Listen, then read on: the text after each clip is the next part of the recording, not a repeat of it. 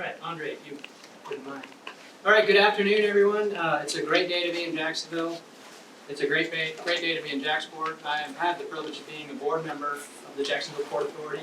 Ryan, for you. Thanks to the governor for appointing me. I really enjoyed the opportunity to get to know Jacksport Authority and understand the great work that Eric Green and his leadership team and the men and women of Jacksport do every day.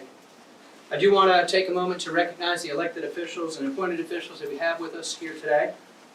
First and foremost, the United States Department of Labor, Secretary Eugene Scalia, thank you, sir, for being here. Rear Admiral Peter Brown from the United States Coast Guard has also joined us here today. Thank you, sir, for being here. Appreciate that opportunity. Also, we are so blessed to have a great leader in the state of Florida, the governor of the state of Florida, my former Navy shipmate. I am so proud of him and Casey and their 3 children. He's done a tremendous job leading us through this pandemic. The Honorable Ronald DeSantis. Thank you, sir.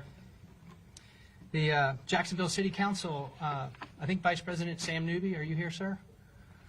He'll be here shortly, but we do have our Jacksonville City Councilman liaison, Ron Salem, who's done an outstanding job with us and our City Council leading us through this event as well. Today is an important day, another important day for our region's economic recovery.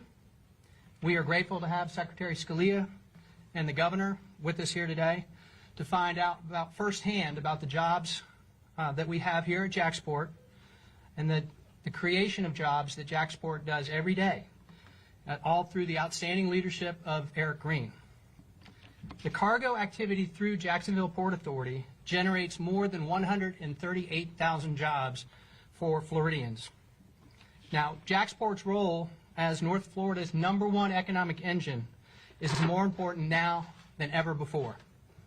As our economy continues to gain steam and recover from the pandemic, Jacksport continues to play that vital role. They keep the cargo moving and the people working. Thanks to the federal government, the state of Florida, our local leadership, we all work together to maintain jobs and to grow jobs, which is a fantastic opportunity for our city, our state, and our great nation. Thank you, Secretary Scalia, Governor DeSantis, the leaders of our city, for your support of our port and the hardworking men and women who keep our cargo moving and our store shelves stocked. And now I have the honor of introducing another one of my friends who is an economic engine unto himself, who is one of Jacksonville's greatest and most productive citizens, and that is Andre Wallace, the president of Jacks USA. Sir? Good afternoon, Mr. Secretary, Mr. Governor. Thank you for being here today. And to Eric, thank you for all that you do with regards to the region of Northeast Florida and keeping the port going and bringing in more jobs to this region. Jacks USA, the region's economic development organization, has been very busy this year with regards to bringing jobs into the region. Thus far, 9 announcements, almost 1,000 jobs, almost 550 million in capital investment for this region, and there's still yet more to come.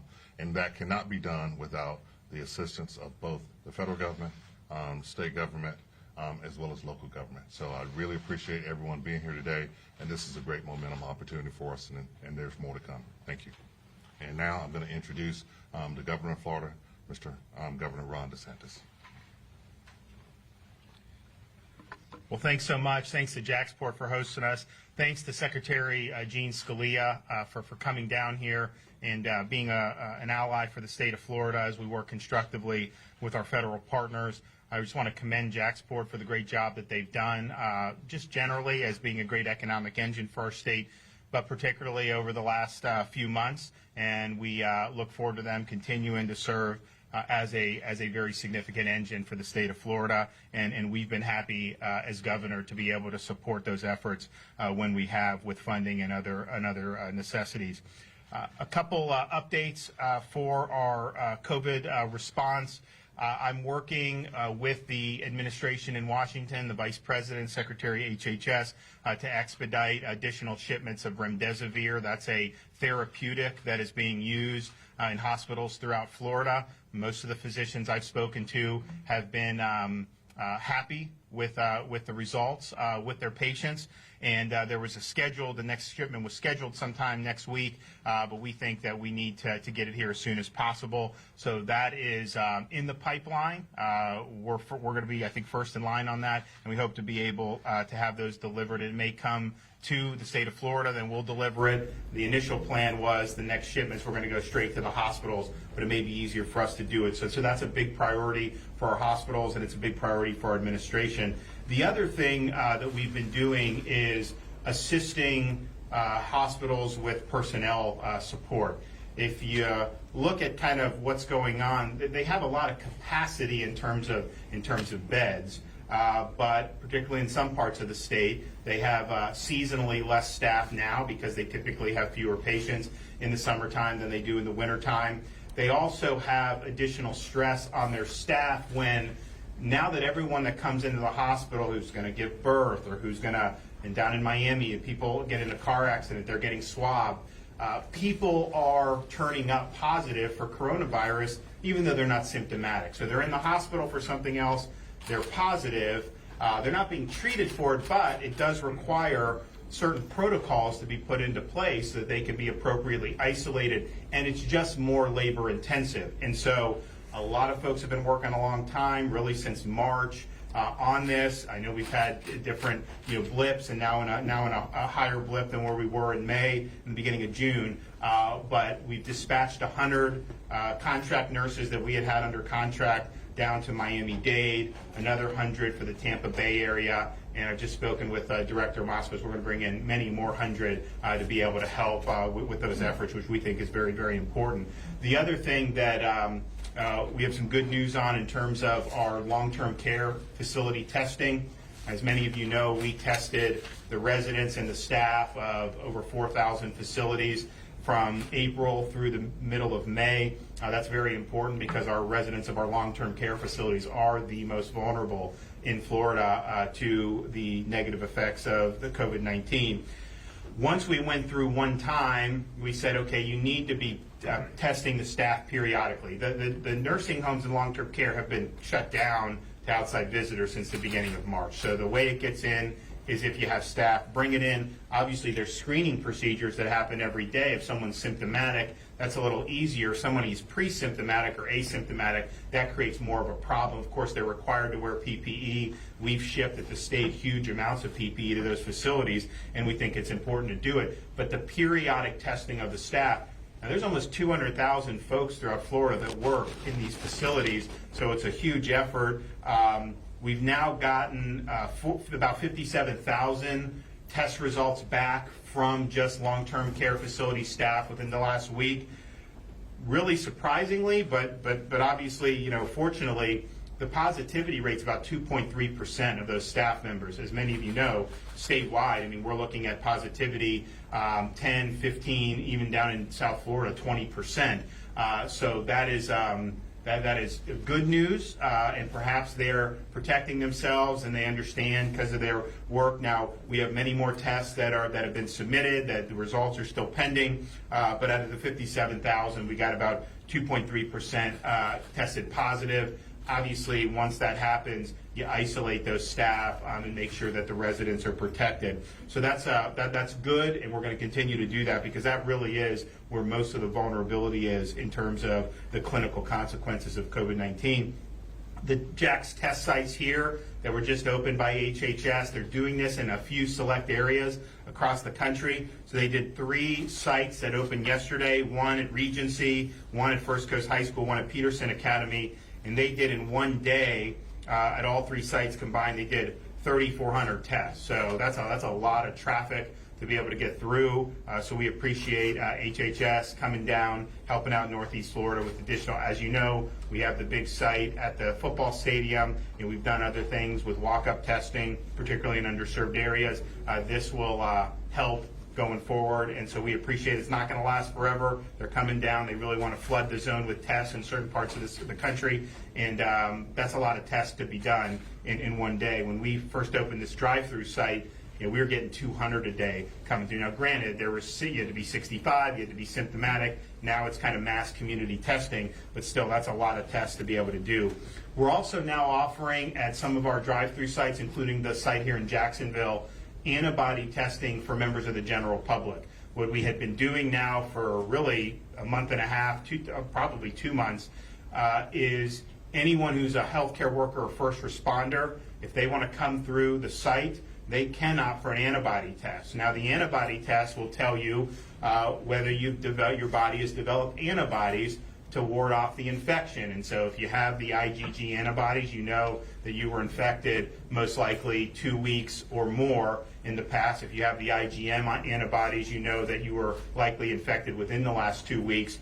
So I think it's an important piece of information for people to have, particularly people that aren't symptomatic. I mean, there's a lot of folks that are worried, and maybe I have it, maybe I don't. If you don't have symptoms and you test negative, just understand you could always acquire it the next day. If you do an antibody test and you do have the presence of antibodies, that's really significant information. And so it's not as easy as the swab. It is a blood draw, so they're not going to be able to move as many people through. It just takes a little more time. But we do want to offer that to the general public. And I know some of the private companies are offering it very cheaply as well. With Florida, if you go through our sites, it's free of charge. But it's not that expensive if you wanted to do a private test as well. One problem that we've been seeing, if you look around the country, compare the number of tests that are being done on a daily basis today compared to what was happening in March. I think at the end of March, we were like 100,000 a day, maybe somewhere in that range as a country. Now we're 600, 650, we may even hit 700,000 tests in a day. The problem with that has been the lab turnaround is just getting backed up. We have contracts with some of these labs, and the goal was 48 hours. They thought they could do 24. I never thought that would happen, but we were hoping about 48-hour turnaround. You're seeing turnaround time that's just taking a lot longer. The tests get backlogged. They're going every which way. And so we want to figure out, okay, how can we address that, knowing the capacity limits? And so what we're working on with the Department of Emergency Management, hopefully be able to announce it next week, is we're going to start having dedicated lanes for symptomatic people. And what we're going to do is we're going to contract with some of the companies who do the self-swab, send it in, and then get a quicker turnaround time. And we believe that we probably could get that inside of 72 hours, which would be very, very helpful. Part of the problem is when the tests are taking a long time to get turned around, if you're asymptomatic, well, what are you supposed to do? Stay home and wait if you're not sick? And then if you're symptomatic, obviously you need to know whether you have coronavirus or you have something else. So, but the symptomatic really, I think, is where we want to get the turnaround time as quickly as possible. So we're going to be doing that in a few of the counties, and we obviously would like to expand that, particularly if it's effective at doing a quick turnaround time. But for now, we're targeting Dade, Broward, and Orange counties for that, just because they have the highest volume right now. But hopefully we'll be able to expand it further as we go down the line. If you look at how this virus affects different age groups, it's abundantly clear. We've been saying it from the beginning. Those who are 65 and above are at elevated risk. And even, once you get to the 70s, there's a difference between the 60s and the 70s, likewise 80s and 90s. And so it's really important that as a community that we protect the most vulnerable. And a lot of that is the long-term care facilities, which we've done a lot on and has been our top priority. But also as you have folks who are 65 and plus in the community, it's important that, one, if you're in that age group, that you're avoiding crowds and limiting contact outside your home as much as you can. If you're not in those groups, you need to be cognizant of the folks who are the most at risk for the coronavirus. Also, folks of really any age that have comorbidities, and some of them, obviously, if you have certain lung problems. But what we're seeing from folks in the hospitals pretty consistently, if you have somebody who's under 65 in that 55 to 60 range, the number one comorbidities they see over and over: obesity, diabetes, and hypertension. Obesity, diabetes, hypertension. That is very, very consistent up and down the state of Florida. And so, if you're in those groups, just be very cognizant about your close contact. And what we're telling folks is do your best to avoid the 3 C's, really close spaces. Particularly, it's hot outside in Florida. People love that air condition. this virus is going to be much more transmittable in a stable climate where you're enclosed than it will be if you're outside in the hot sun and the heat and humidity and open air. Always avoid crowds as much as you can. Places that are really, really crowded, higher risk for transmission of the virus. And then the more close, sustained contact you have with folks, the higher the risk at transmitting the virus or you being infected. And if you look around the state, overwhelmingly, the #1 venue for transmission is inside people's homes. And why is that? Because you're in an enclosed environment, you're in constant, close, sustained contact with people who are in your family, and that's something that we see over and over again, friends and family, friends and family. I will say some of the places that are hot spots in different parts of Florida, we tend to see a higher percentage of multi-generational living, so that you may have somebody who would be maybe in their 20s, you have a parent of a certain age and then maybe a grandparent. That ends up being a high-risk environment, particularly for some of those folks who are very, very vulnerable. So just understand kind of where the vectors are, what is more high risk, and try to minimize that, particularly when you're talking about our most vulnerable citizens. And I think folks understand the risks and understand what they need to do. So we want to encourage people to take those actions. I'm also happy to have Gene Scalia here. I know he's going to talk about some of the stuff going on with the economy. We're really happy to see a place like Jacksport continue to function. And at the end of the day, we need our society to function. We need our society to continue to move forward. We can take steps to be able to minimize risk when you're talking about coronavirus, but we can't just leave society on the mat. And having places like Jacksport doing well is very, very important for opportunities, not only for our citizens here, but really throughout the country, because this is such an important engine. So I'm really glad to be here, and I'm glad that Gene has been kind enough to come down to the state of Florida, and I just want to thank him for all the support he's given us. So, Gene. Ron, thank you. It's very good to be here, and good to be here with you. I appreciate your spending time with me on this visit today. I've had the really pleasure to know the governor for a number of years before either one of us was in public office, and I was thrilled to know him then, even more thrilled to see him elected governor, and just so impressed, and I guess I can say proud of the job he's done as your governor. You're in very good hands, as you know. Dan, Andre, thank you for hosting me here. It's good to be in Jacksport. I had a visit earlier at Crowley Maritime, a great American maritime company, met with the leadership there and with the employees there, and we'll be meeting with folks from Jacksport afterward, business and civic leaders, to talk about our economic rebound. And I guess we'll start with talking about what just an extraordinary economy that we were enjoying in this country until the virus struck us from China just a few months ago.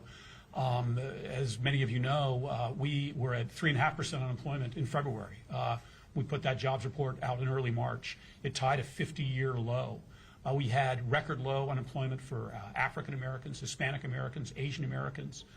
We hit a nearly 70-year low in unemployment for adult women.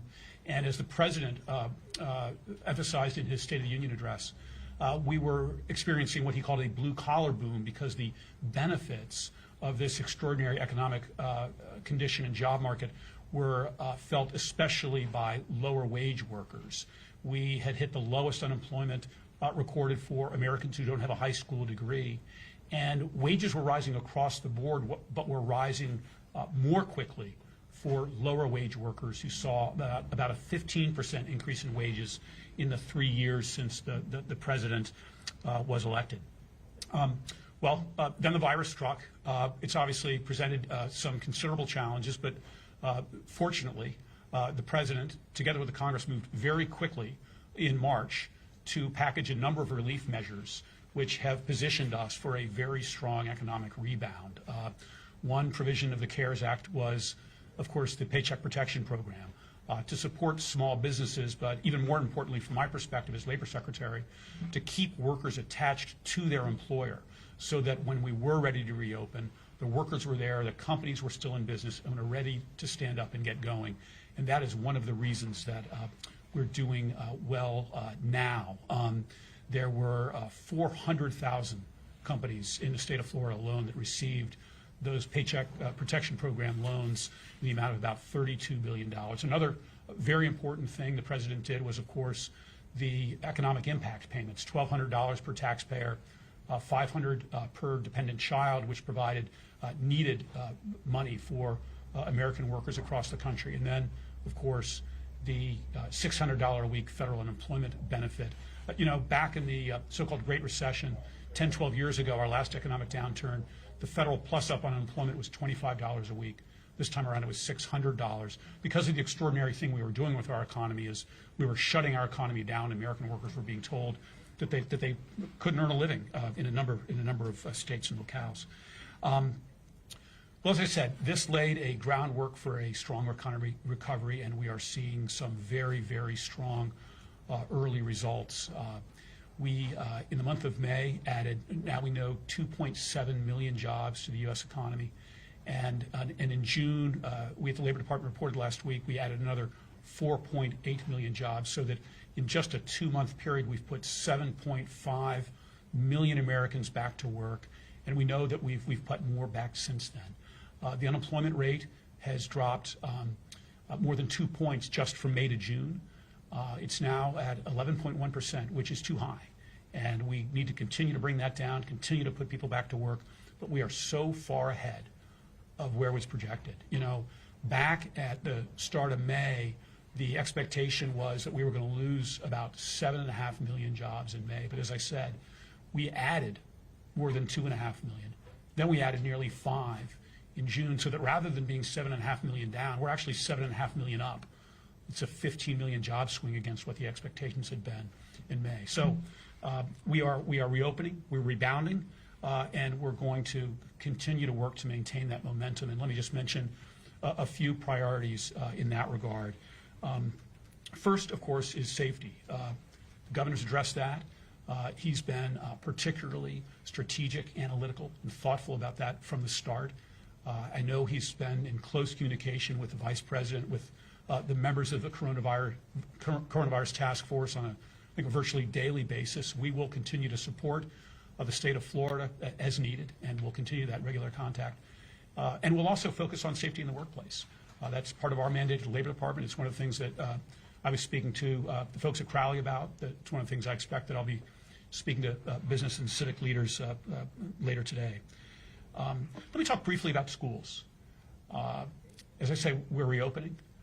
We're getting back to our ordinary life as best we can while also contending with the virus. And to me, schools are an essential service. They're an essential service.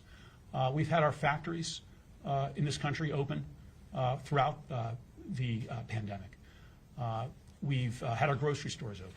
We've now got Americans visiting their doctor and dentist, as we should. We've even got tattoo parlors open and hair salons. We're ready to open to our schools. We know how to safely open our workplaces.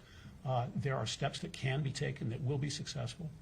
And this is important to me as Labor Secretary because of how important having schools open and having children at school is to working men and women. And let me just comment briefly on 2 populations I think that's especially important for. First, lower income Americans have been hit particularly hard across the country by the measures taken to contend with the virus. They tend not to have jobs where telecommuting is as easy. Telecommuting is hard enough with children at home, and I know there are parents across the country that are getting up extra early to work before the kids are up, or staying up extra late to get the work done after the kids go to bed. So it's hard enough to telecommute when the kids aren't in school, but for many parents, that's not even an option. And those are lower income parents that we know have been hit harder by the virus, and that we think it's particularly important to help get back to work. And then second, working women. During the economy that we had before the virus came, we actually had a lower unemployment rate for women, adult women, than we did for adult men, which was extraordinary. Unfortunately, that's now flipped because women, as studies show, and I think a lot of people's experiences, tend to bear more of the responsibility in a lot of households for child care. If we don't get our schools open, it's going to be that much harder for working adult women who are facing a higher unemployment rate to get back to work. This is something that coronavirus task force we addressed yesterday, but we will continue to emphasize work with the states to help them find a way to open our schools. Finally, our focus at the Labor Department and on behalf of the President will, in a sense, be to pursue the same agenda economically that we were before the virus that led to the extraordinary economy we had. That was a jobs-focused, American worker-focused economy. It included, for example, an emphasis on apprenticeships. Today, the President at the White House will be announcing his Hispanic Prosperity Initiative to help that very important population enjoy all the riches and rewards of life in this country. For our part of the Labor Department, that will include taking a look at the participation on the part of Hispanics in apprenticeship programs, which are one very important way to gain training that's essential for the workforce. Yesterday, the President welcomed to the White House President Obrador of Mexico to celebrate a really important date in American history, which is the USMCA going into effect last week. The USMCA replaced NAFTA, which really had devastating impacts, not just on our economy, but particularly on American workers, especially in manufacturing, agriculture, as we lost jobs and market share to our neighbors to the south and had reduced access to markets in Canada.